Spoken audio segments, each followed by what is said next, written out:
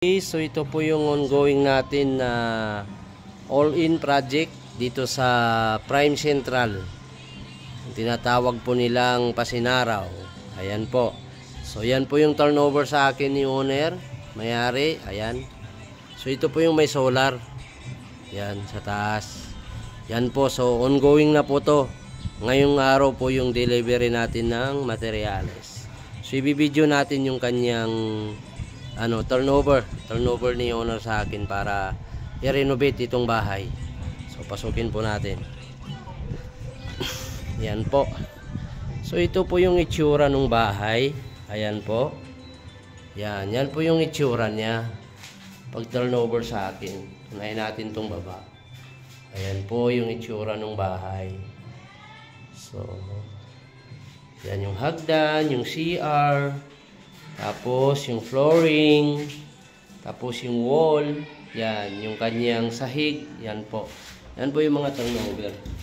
Yung turnover sa akin yung owner. Pagdating sa likod, ito po yung kanyang likod. So open po yung likod niya. So lahat po yan, likod harap, labas loob, gagawin po natin. Ayan po yung likod niya. So tanaw na tanaw po. Ayan. So pasukin natin yung kanyang loob naman. Aray, ayan. Tingnan po natin yung kanyang taas. Ayan. Ayan po. Ayan yung kanyang taas. Yan po yung turnover ni owner sa akin. Yan po yung kanyang taas. Yan yung kanyang pader. Yan. So gagawin natin dito lahat po to. Gagawin natin yung kanyang sahig. Ayan. Yan, yung kanyang one room. Isang room lang po yan siya. Ayan po.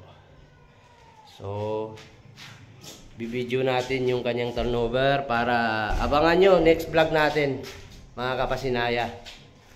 Abangan nyo ang next vlog natin dito for renovation niya. Kung ano ang magiging outcome niya.